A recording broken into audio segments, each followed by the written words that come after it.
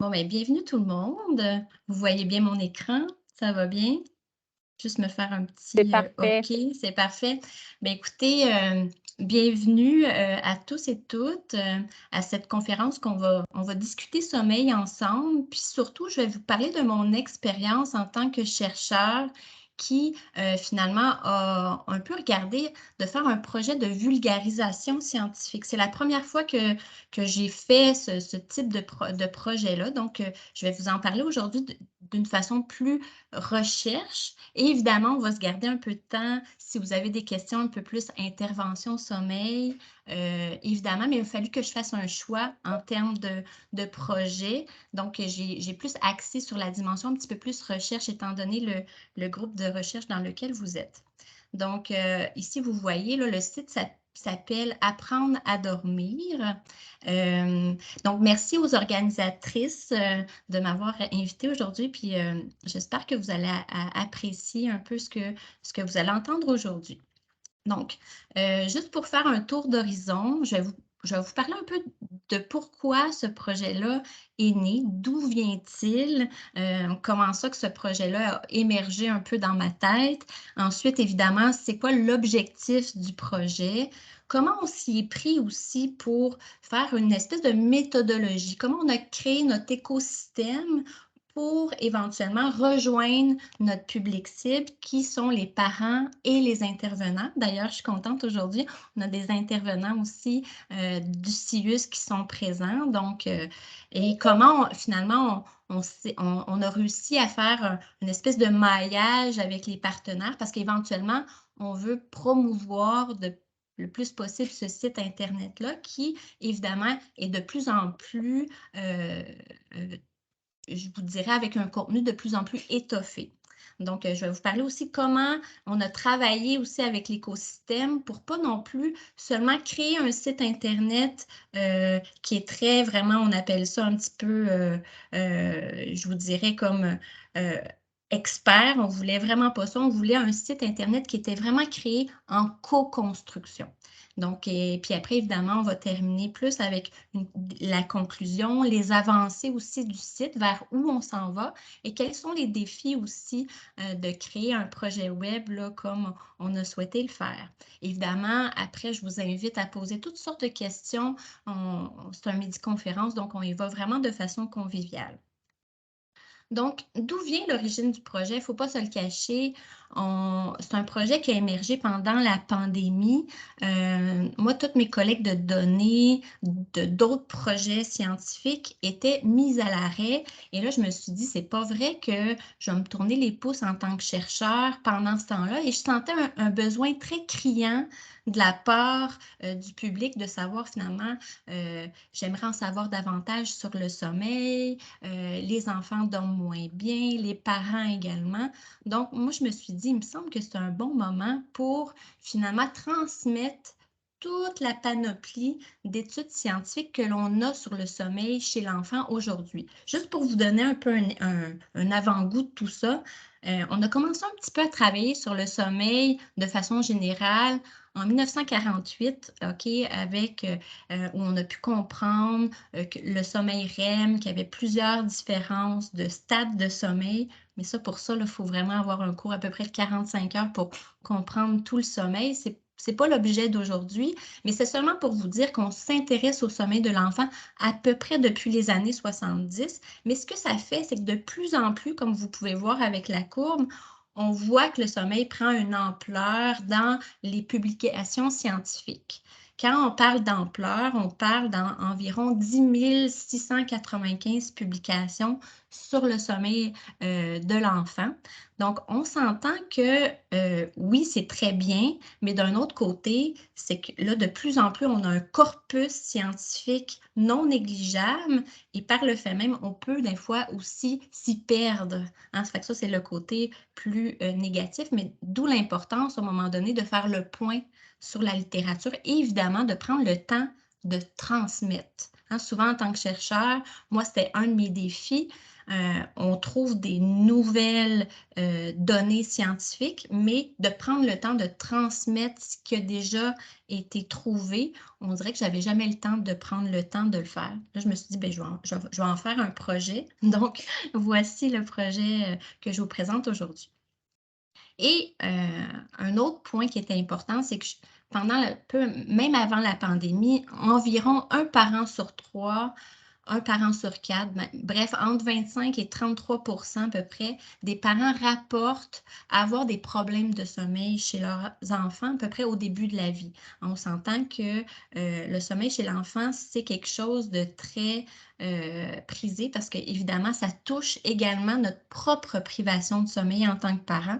Donc, ça fait toute une famille qui souvent traîne toutes sortes de privation de sommeil. Qui dit privation de sommeil dit aussi irritabilité, des conséquences aussi sur la mémoire, sur la consolidation, bref, sur toute l'organisation familiale.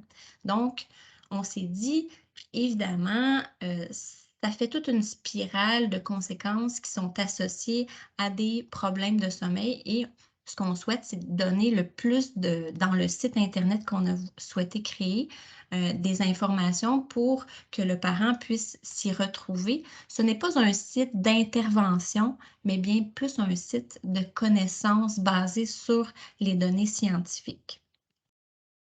Pour vous donner un peu un avant-goût aussi de ça, c'est que le sommeil, avec les années, l'approche à laquelle le parent est exposé a changé avec le temps.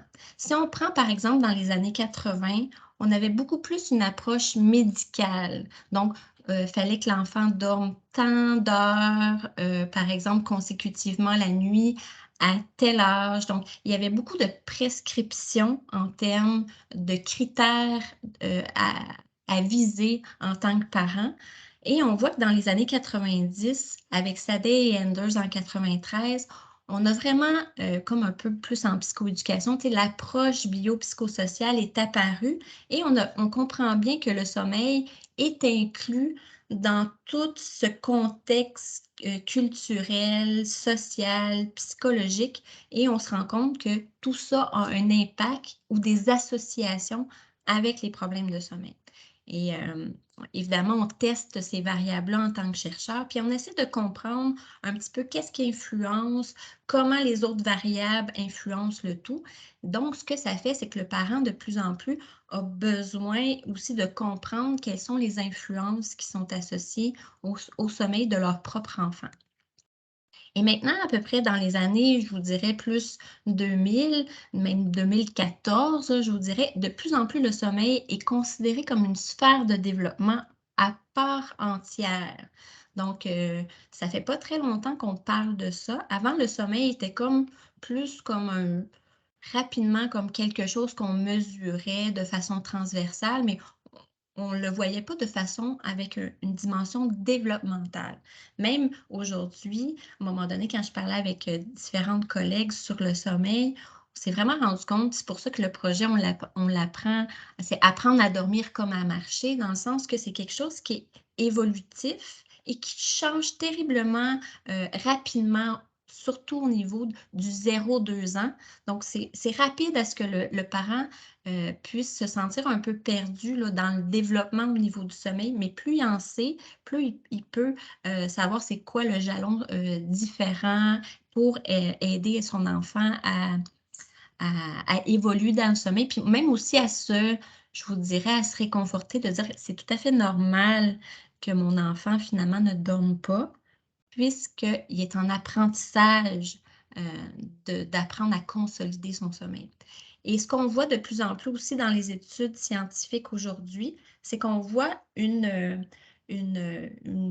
côté interdisciplinaire. Tu as autant la psychologie développementale, la médecine, le domaine de l'allaitement, même la neuroscience qui s'intéresse au sommeil. Donc, il y a beaucoup de connexions avec les autres sphères, ce qui crée un terreau très favorable pour, euh, euh, pour faire finalement des nouveaux projets de recherche interdisciplinaires. Voilà. Donc, si on image le pourquoi de l'origine du projet, souvent ce que j'entendais en tant que parent, en tant que aussi sur les réseaux sociaux, je trouvais souvent qu'il y avait plusieurs mythes qui étaient véhiculés dans la société. C'est mon enfant doit dormir 6 heures consécutivement par nuit à 6 mois, ou si mon enfant ne dort pas assez, il deviendra hyperactif. Donc, on avait beaucoup de trucs comme ça que j'entendais autour de moi, heu, soit par les parents ou peu importe. Donc, je me suis dit: «Il me semble que si on essaie de créer un véhicule, un média pour transférer la science sur le sommeil et de mettre plus finalement quelque chose de que il y a une grande variabilité de sommeil entre les enfants de façon même au sein même d'un enfant, quand on compare d'un enfant à l'autre, donc de pas non plus avoir une prescription comme un peu plus médicale par rapport au sommeil. On sait que plus on se met de pression par rapport à quelque chose, plus ça crée de l'anxiété, du stress et souvent on s'éloigne de l'objectif en tant que tel, qui est finalement, un peu plus de détente et évidemment quand on a un enfant qui évolue au niveau du sommeil, on sait qu'il y a un lien aussi entre stress, sommeil, donc tout ça, c le pourquoi on souhaitait faire ce projet-là. Et ici, au lieu de le voir comme c'est la durée de sommeil qui doit être prescrite, vaut peut-être mieux lire les signes de somnolence chez son enfant. En tant que parent, si on est un meilleur détective des signes de somnolence, ben, on peut mieux s'adapter, par exemple, et déterminer le bon, nombre d'heures de sommeil pour son enfant. Et évidemment, de regarder les normes, mais bien de comprendre comment lire la science. Et là, je me suis dit, comment finalement essayer à ce que les parents, les intervenants puissent bien comprendre les données scientifiques. Je me suis dit, on va devoir trouver finalement une méthode pour faire un pont entre la science au niveau du sommeil et finalement pour transmettre les bonnes informations aux parents et aux intervenants. Fait que voilà un peu pour le côté origine du projet. Donc notre objectif, on aurait pu choisir autre chose comme véhicule, de faire uniquement, par exemple, des conférences comme aujourd'hui, mais on a décidé d'offrir un site web aux parents et aux intervenants pour prévenir la spirale de l'insomnie, des problèmes évidemment de santé mentale également, hein, d'où vu que ça a émergé un peu dans le contexte de la pandémie, on sait que c'était très important le côté santé mentale et se l'est encore aujourd'hui. Hem et on sait que les parents sont à risque, beaucoup plus vulnérables avec l'arrivée d'un enfant, hem, pour vraiment bien adopter les comportements adéquats pour favoriser le sain développement de l'enfant au niveau du sommeil et par le fait même entraîner une spirale de vertu, vertueuse pour que l'enfant finalement se développe bien et tout ça. Donc ici, je veux remercier évidemment les fonds, de recherche, Nature et technologie, santé, société, culture du programme Dialogue. C'est un projet qui a été subventionné dans ce cadre-là. Donc, évidemment, toutes les étudiantes qui ont été, de près ou de loin impliquées dans le projet. Je vais vous parler aussi d'Immersions, vous allez voir, c'est un partenaire clé, en termes du projet. Quand on est chercheur, on n'a pas du tout, en tout cas pour ma part, on n'a pas du tout les bases, de la vulgarisation scientifique. Moi, il a fallu vraiment que je me forme à ce niveau-là pour obtenir et transmettre les informations comme il faut et évidemment, Heu, pour, toute la conception, web design, hein, c'est pas dans quoi on a étudié, donc c'est important d'avoir un partenaire qui est capable de faire le pont et le maillage nécessaire entre le côté conceptualisation graphique et aussi le matériel du contenu qui est vulgarisé et qu'on souhaite transmettre à notre public cible. Donc, si on regarde la visée micro là, du projet, ce qu'on souhaite, c'est une meilleure connaissance pour comprendre la science, qui va entraîner une meilleure nuance, hein, moins de polarisation. On s'entend que dans le sommeil, il y a eu plusieurs polarisations sur le cododo, par exemple, sur même des fois la durée de sommeil en général. Donc, moi, ce que je souhaite transmettre aux parents puis aux intervenants, c'est des meilleures nuances qui vont entraîner des ingrédients qui vont favoriser de leur part une meilleure prise de décision. Sur le site internet, je ne dis jamais quoi faire, je transmets les informations et c'est ensuite le parent qui doit prendre sa décision en fonction, de la couleur de sa famille, hein, des facteurs qui, eux-mêmes, analysent dans leur propre famille pour dire: «Ah ben ça me parle, ça je vais mettre ça en place parce que ça ressemble à comment ça se passe dans ma famille». Donc c'est vraiment le but, c'est la visée micro, là, du projet. La visée macro, hein, plus sociétale, ce qu'on souhaite, c'est évidemment améliorer le sommeil de l'enfant en réduisant la somnolence des parents également, pour créer des répercussions positives dans tous les domaines reliés à la famille. Parce qu'on sait que le sommeil, si moindrement vous mettez à pas très bien dormir, hein, c'est la santé mentale qui en prend un coup. Puis on dirait que toutes les sphères de la vie viennent un petit peu polluer, sont polluées par finalement cette espèce de privation de sommeil-là. C'est sûr que pour moi, le sommeil, c'est au centre, là, mais bon, je pense dépendamment quand tu es chercheur dans plusieurs types de domaines, on a un peu aussi cette déformation professionnelle-là, mais le sommeil pour moi, c'est vraiment comme une espèce de générateur de régulation émotionnelle sur différentes sphères. C'est bon. Donc, il était une fois, bon, comment on a créé notre méthodologie? Pour moi, un projet de vulgarisation scientifique, c'était pas nécessairement, on dirait, basé sur la science. Je le voyais comme plus comme une diffusion.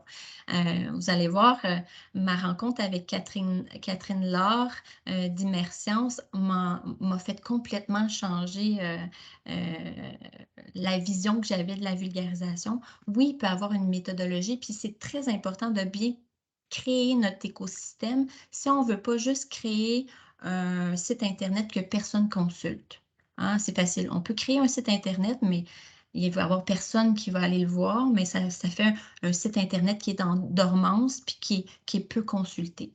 Donc c'est vraiment il était une fois, c'est une histoire d'amour un peu parce que Catherine et moi, sérieusement, ce projet-là, on l'a beaucoup investi.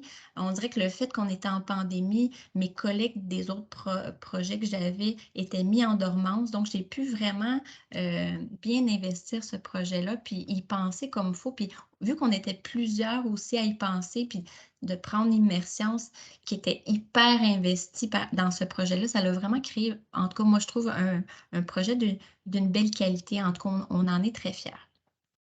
Donc, Immerscience, Catherine Laure et Julie Andrews, là, qui m'ont vraiment qui ont réussi à créer la mélodie, hein, de cette plateforme web-là, sont allés vraiment, c'est les grandes chefs d'orchestre pour me trouver les bons partenaires en termes de d'un côté, la conception web et d'un autre côté, les partenaires et les activités pour créer une communauté, hein, créer notre écosystème pour que les deux puissent se rencontrer et en bénéficier, évidemment.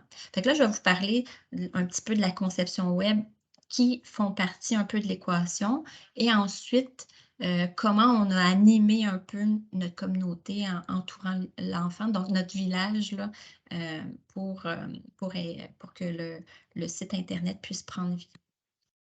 Donc, nos partenaires conception web, on a Tobo qui nous a beaucoup aidé. Le nouveau mot que j'ai appris, la déco, voyons, le côté découverte, hein, le côté référencement. Donc, comment un site internet finalement peut devenir quand on tape sur internet, comment on peut finalement devenir un site qui est consulté. Somnolence Plus aussi nous a aidé à comprendre sur comment interroger aussi les intervenants, sur comment créer notre sondage de co-création. Et Impact Scientifique sont allés plus nous aider en termes de le côté visuel, hein, le côté quelles couleurs mettre dans le site Internet. Il y avait toutes sortes Moi, c'est comme si on dirait que j'achetais une nouvelle maison, puis j'avais des palettes de couleurs à choisir, j'avais toutes sortes de choses qui n'étaient pas du tout habituellement choses que je faisais là, quand je faisais de la recherche. Donc, j'ai tout eu des choix aussi à faire, qu'est-ce qui représentait notre site web et tout ça. Et évidemment, il y a le mot d'ordre Guillaume Darnajou d'Immersions qui nous a créé tous nos logos de lune, de nos aimants de routine aussi entourant le sommeil et le logo évidemment du train de sommeil. Donc, il y a tout un organigramme de partenaires qui sont très importants. Plus les partenaires sont pertinents puis avec qui on travaille bien, mais plus finalement le maillage se fait bien. Évidemment, JF, là, qui est Jean-François Beaulieu, qui est à la base de la conception du site Internet, et Immersiance qui a réussi à aller me chercher tous ces concepteurs-là qui sont vraiment de qualité. Donc maintenant, au niveau de la communauté, puis vous en faites partie aujourd'hui, évidemment, après coup, c'est que ce site internet-là, il faut en parler. Donc, n'hésitez pas de votre côté à faire, on appelle un peu au Québec, le faire boule de neige. Plus on en parle, plus on peut arriver à des meilleurs aussi, une espèce de promotion. Évidemment, on a eu une diffusion. D'autres, on a procédé par infolettre, OK? Donc, au début, en juin l'année passée, en 2021, on a vraiment créé avec la Fédération québécoise des organismes communautaires familles, qui sont vraiment un de nos partenaires qui nous a aidés à créer notre communauté. On a eu des discussions avec des intervenants. Donc, on voulait vraiment comprendre, heu c'était quoi les questions des parents, comment les parents finalement, c'était quoi les questions qui revenaient le plus régulièrement. On est allé aussi sur des réseaux sociaux pour voir quel genre de questions les parents se posaient. Donc, on s'est vraiment mis, sur le plancher des vaches pour être sûr de voir, pour bien répondre finalement aux besoins puis pas passer à côté. Évidemment, après coup, j'ai écrit aussi un article dans La Conversation qui a pu aussi, rallier, toutes sortes de personnes intéressées par le sommeil à travers le monde, heu, étant donné que le la publication aussi a été, hem, traduit en anglais. Évidemment, après coup, c'est de faire des soirées de transfert de connaissances et en tant que tel, après coup, c'est de demander aux gens de bien s'inscrire à l'infolette. Si vous êtes intéressé par le fait même d'avoir nos avancées, comme là, notre projet web n'est pas encore terminé, ça va être quelque chose de longue haleine.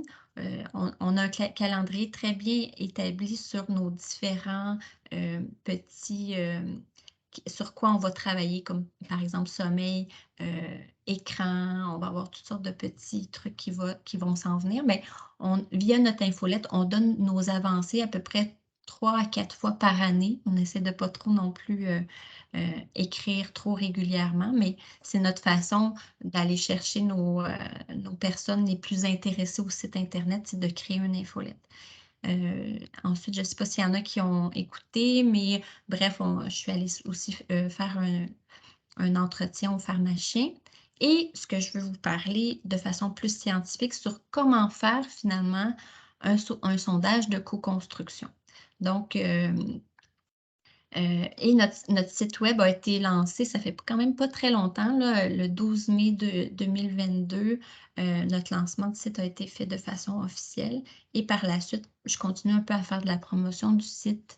Heu, En France, je suis allée en France cet été, puis je suis associée maintenant, à un des laboratoires là, heu, de santé publique là-bas. Évidemment, ben, là, aujourd'hui, vous en faites partie. Puis, grosso modo, si on fait le point aujourd'hui, ben, hier, j'ai demandé après d'aller dans Google Analytics pour voir un peu les statistiques du site web. On a à peu près des gens qui ont consulté à peu près, bon, on peut dire 2000 personnes qui se sont engagées dans le site Internet jusqu'à présent, qui ont pris un temps pour naviguer à travers les différentes sections d'environ 4 minutes, ce qui nous permet, grosso modo, de faire le tour du site là, actuel, là, étant donné qu'on a quand même quelques textes avec quelques vidéos aussi qui s'en viennent. Ensuite, on a fait un point pour être sûr qu'on s'en allait dans la bonne direction, en termes de site internet. On voulait vraiment pas avoir un site internet plaqué, on voulait avoir un site internet en co-construction. D'ailleurs, on va continuer à l'évaluer notre site internet, hein, parce que c'est important que ça réponde aux besoins du public cible. Hem, Quand on a fait notre, 1er sondage de co-construction, bon, ça avait lieu en février, 2022, donc c'est avant notre lancement internet. On a eu à peu près, c'est ça, notre échantillon grosso modo de co-construction, c'était essentiellement des parents ou des futurs parents avec quelques intervenants qui nous ont, où on a proposé 3 textes Et là, on leur a demandé d'évaluer ce qu'ils étaient en train de lire, hein, puis comment ils voyaient les choses. Et on s'est rendu compte que c'était important que les textes soient assez courts. Ils souhaitaient d'avoir des vidéos. Les sources scientifiques étaient très importantes. Au début, nous autres, on pensait pas trop les mettre en évidence parce qu'on pensait leur faire peur un peu avec tout ça, mais non, ils nous ont dit que les sources scientifiques étaient importantes d'être mis en évidence, d'avoir des suggestions d'outils et ce je vous dirais ce qui a été un peu l'illumination du sondage, c'est qu'ils nous ont dit qu'ils voulaient un volet parent. Donc ça a vraiment changé la nature du site internet. Vous allez voir quand tantôt je vais vous montrer le site en tant que tel. Il y a un volet pour les enfants, pour l'enfant, mais il y a un volet aussi pour les parents. Et ça a complètement changé notre vision du site. On n'aurait jamais pensé faire un volet sommeil parent, mais suite à cette co-construction-là, c'est vraiment cette idée-là est venue à partir de ça. Donc, on a eu aussi après une thématique plus de section qualitative. Donc, si je fais le point sur la première section plus quantitative, c'était important de viser le sommeil des enfants et des parents. Donc, ça a été vraiment la grande nouveauté là, qui nous a abreuvé là-dessus. Le besoin du sommeil des parents est un enjeu crucial. Puis on se rend compte que finalement, parfois, le parent attribuait le fait qu'il souhaite que son enfant se mette à dormir, alors que l'enfant n'est pas prêt de façon développementale, mais que lui a besoin de trouver des astuces ou des trucs pour que lui puisse dormir et diminuer sa privation de sommeil. Fait que dans le site internet, on essaie de vraiment bien le mettre en avant-plan, pour que le parent puisse comprendre que est-ce que c'est son enfant qui a un problème de sommeil ou actuellement son enfant est juste dans un développement normal du sommeil, mais que lui-même, actuellement, il a besoin de trouver des trucs et astuces pour se permettre à ce que son sommeil soit, finalement répondu. Fait que ça, je vous dirais que c'est un des trucs majeurs là, qu'on essaie de mettre en place là, dans le site internet. Ensuite, en rafale, ce que le sondage nous a dit aussi, c'est que les gens voulaient une science prête à l'action. Donc des courts textes, des vidéos avec, une adaptation au niveau des résultats de recherche aussi adaptés aux réalités des familles. Donc ça, c'était important aussi. Puis comment aussi comprendre la science? Vous allez voir, on a quelques vidéos qu'on va mettre éventuellement en place sur comment lire une moyenne. Tu sais, si ton enfant n'est pas dans la moyenne de la durée de sommeil, c'est pas grave. C'est à toi en tant que parent d'établir est-ce que c'est un long dormeur, c'est un petit dormeur, mais ça reste quand même correct, hein, pour que finalement le parent ne soit pas en train de stresser sur le fait que est-ce que son enfant est normal, tout ça. Donc, on essaie de diminuer aussi puis les attentes des parents et que les parents aient des attentes réalistes par rapport au sommeil de leur enfant. On a pu aussi, avec le sondage, voir c'est quoi les thématiques que les parents ont besoin ou les intervenants ont besoin qu'on aborde dans le site Internet. Parce que si on n'avait pas fait ce sondage de co-construction-là, on serait arrivé avec nos idées préconçues, hein, puis on aurait plaqué un peu différentes thématiques. Donc, on sait un petit peu, on a commencé par ordre d'importance parce qu'on ne peut pas tout faire en même temps. Donc, on a parlé on a commencé par des textes sur la physiologie, les besoins de sommeil aussi, la régression au niveau des éveils, les facteurs d'influence. On a fait ça. Donc, on y va vraiment par ordre de nos thématiques qualitatives là, pour être sûr de répondre comme il faut aux parents puis aux intervenants. Fait que s'il y a des choses encore que vous ne voyez pas sur le site, j'ai envie de dire que c'est normal. On est encore en train là, de créer des textes qui sont vulgarisés, hein, courts, attractifs, pas trop longs, avec des sources scientifiques pour répondre à ces questions-là et éventuellement pour que le parent et l'intervenant puissent trouver leur réponse et avoir de meilleures nuances. Donc, ce qu'ils souhaitaient aussi, nous autres, on pensait parler au vous ou tu, mais finalement, c'est le ton. On a complètement enlevé le tutoiement. Les gens préféraient avoir un ton professionnel, nuancé, ouvert. On a raccourci aussi nos textes. On a essayé d'avoir un site web accessible, visuel attrayant, chaleureux, familial, avec un design évidemment qui invite aussi au dialogue, hein, qui est comme le projet en tant que tel, où la subvention nous a été offerte par rapport à ça, et un contexte plus de collaboration. Je vais regarder un peu l'heure parce que je ne veux pas trop non plus dépasser. Je vais vous laisser aussi à rebondir un petit peu sur ce que j'ai dit.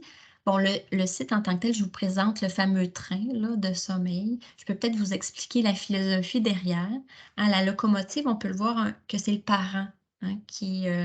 Le parent doit être très investi. On sait que c'est le facteur d'influence aussi le plus majeur là, pour aider l'enfant dans son développement au niveau du sommeil. Donc, la locomotive, c'est le parent. Après, on a le petit marchand de sable, hein. On a l'endormissement qui peut être représenté avec le wagon orange.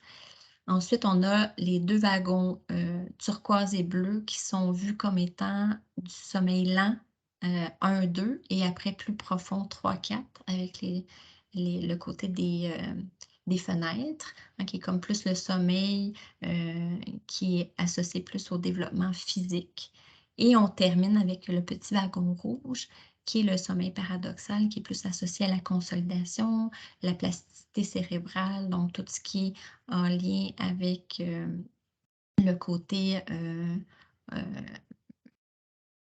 plus mnésique, hein. Fait que ça, c'est le cycle de sommeil de l'enfant qui est à peu près une quarantaine de minutes alors qu'il est de 90 minutes chez l'adulte. Donc on a ces petits cycles de sommeil-là, de train qui, reviennent en répétition, les uns après les autres, hein. Puis souvent, entre chaque train, on a un éveil nocturne où l'enfant, des fois, va signaler à son parent ou non, selon son stade développemental. Donc, on a une troisième infolette de prévue à la fin novembre, un peu de cette année. Évidemment, on va mentionner nos nouveaux textes euh, qui seront en ligne et on a aussi un défi là, où on a souhaité mettre le site en anglais. Donc, actuellement, nos textes sont traduits, mais on va aussi, on ne sait pas trop encore comment on va l'appeler en anglais, mais ça va être peut-être learntosleep.com, en tout cas, on va voir. Ça va dépendre aussi de ce qu'on peut acheter en termes d'appellation. Donc, n'hésitez pas vous-même, si vous êtes intervenant, à vous inscrire à l'infolette. C'est la meilleure façon pour avoir vraiment les développements les plus à jour du site.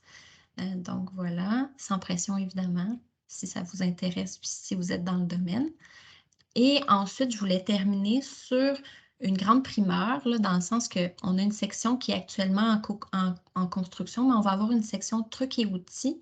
Et on a conçu des petits pictogrammes pour créer des routines pour les enfants. On sait que les enfants, souvent entre 2 et 4 ans, c'est très important de les inclure dans la routine si on ne veut pas créer de la résistance au sommeil.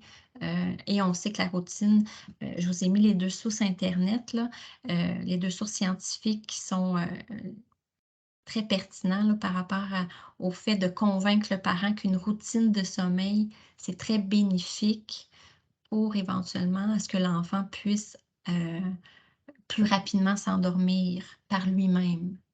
Donc évidemment avoir une meilleure consolidation du sommeil par la suite. Si la routine est faite au moins 5 fois là, par semaine avec un peu les cours interchangeables, tout ça, ce qui est mentionné dans le site internet, ben on est vraiment dans quelque chose de pertinent et on voit de plus en plus aussi pourquoi on a mis le massage là, qui était l'onglet, turquoise, c'est qu'on sait que si moindrement on a des enfants qui ont plus de réveils nocturnes, il y a Mendel qui est une des chercheurs, très, très prisée dans le sommeil chez l'enfant, qui est psychologue aux États-Unis.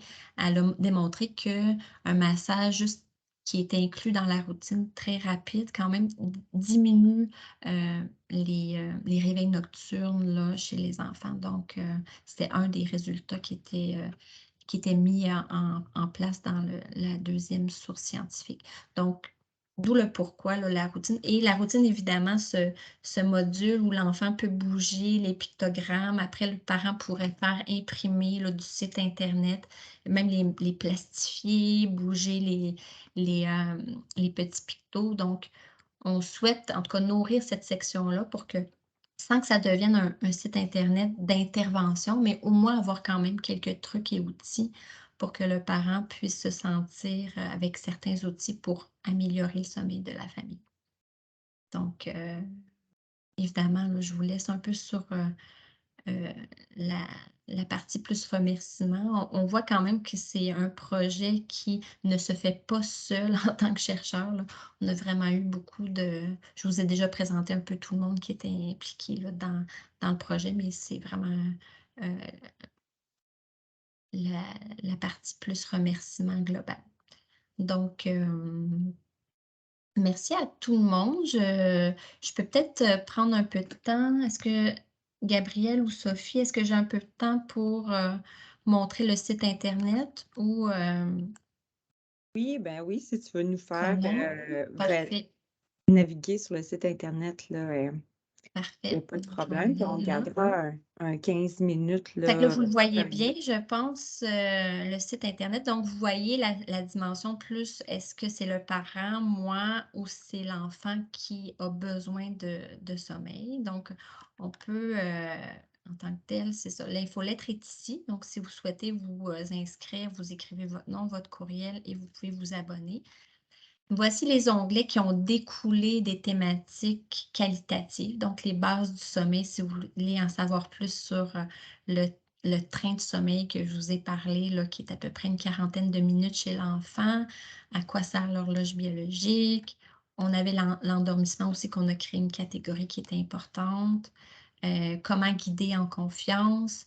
Le besoin vital est en construction actuellement. On est tout en train de faire un programme sur les siestes aussi, qui est tout un éventail de champs de recherche actuels et très prisés, très à la mode, je vous dirais actuellement.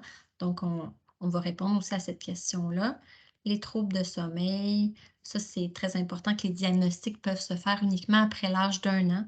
Hein, souvent, quand l'enfant a 6, 8 mois, très important de garder ça de façon développementale. Chaque enfant est unique. Le parent peut s'aider, mais ça va être important qu'il ait plus voir la dimension de comment se faire aider lui-même pendant que l'enfant est en acquisition des bases du sommeil. Désolée pour, le côté un peu épileptique, là. Donc voilà, les trucs et outils, donc la routine va être mis ici dans cet onglet-ci très bientôt.